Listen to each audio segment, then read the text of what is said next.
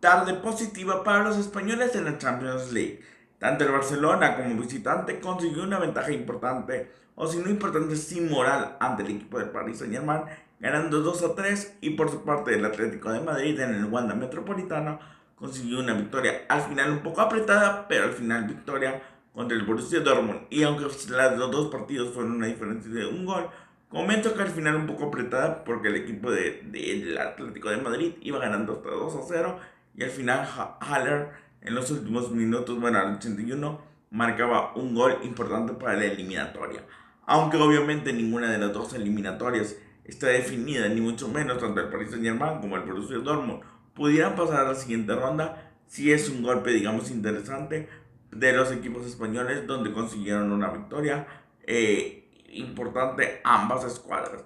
Sobre todo los blaugranas y los colchoneros al final sufrieron. De hecho, hubo una sacada de cabeza de Llorente que fue desviado y pegó en el travesaño, y al final, justamente en la última jugada, un cabezazo pletórico del Borussia Dortmund que terminó también en la horquilla, en el travesaño, donde la portería de Oblak se mantuvo con solo un gol. Pero bueno, vamos a hablar un poco de lo que sucedió en estos dos encuentros, en esto que es Europa en tus manos, la parte de deporte más, donde hablamos de la Champions, Europa y Conference League. Hoy toca hablar de la Champions League y los cuartos de final de ida. Mi nombre es Rodrigo Cantos Cervantes y aquí comenzamos. Y en efecto, vamos a ver que el equipo del Barcelona logró una victoria importante en el Parque de los Príncipes al vencer al Paris Saint-Germain 2-3, donde en un partido que fue cambiando, sobre todo en el primer tiempo, de dueño del primer tiempo. Al principio inició muy bien el Paris Saint Germain, posteriormente el Barcelona hizo un muy buen juego en el primer tiempo, y bueno, entre errores, entre descuidos y coberturas mal hechas, el equipo de Barcelona se iba adelante con un gol de Rafinha, cuando por el lado derecho habían logrado, digamos, distraer la marca, y en una serie de rebotes le quedó a Rafinha,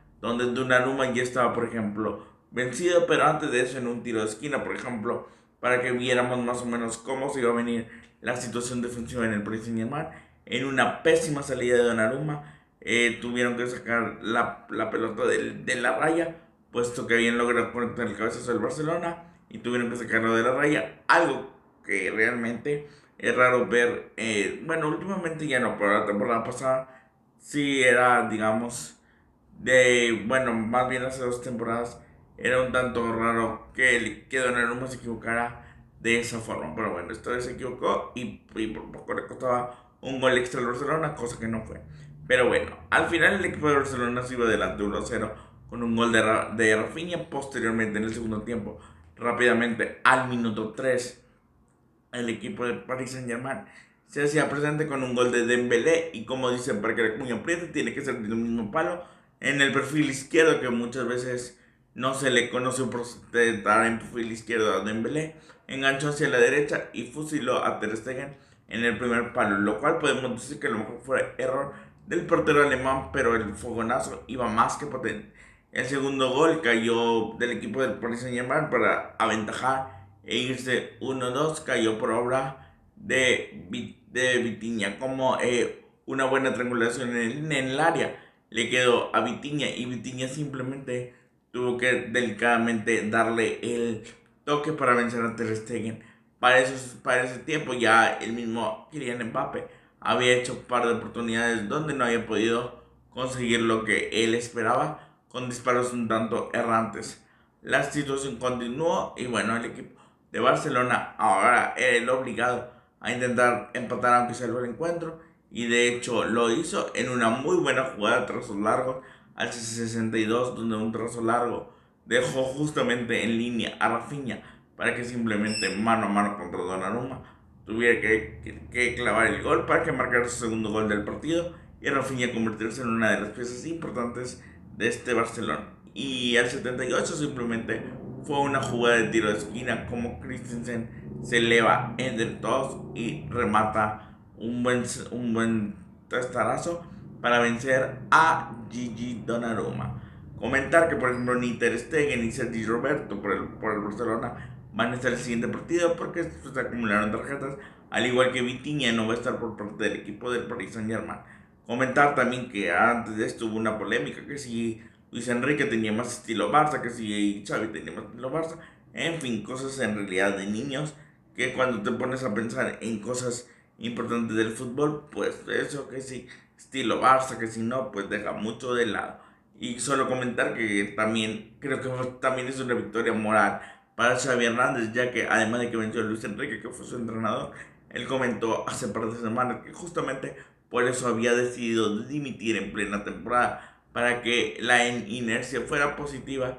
Y bueno, parece que entre comillas le está saliendo. Veremos cómo termina tanto en Champions como en la Liga.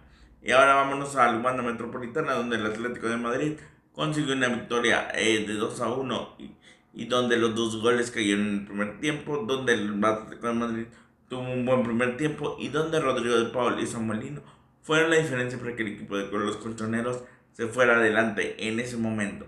En una buena presión que la consiguió Rodrigo de Paul, en una presión baja para la saga del equipo de Borussia, alta para el equipo del Atlético, consiguió robar el balón y ahí llegó Rodrigo de Paul para marcar así el primer gol.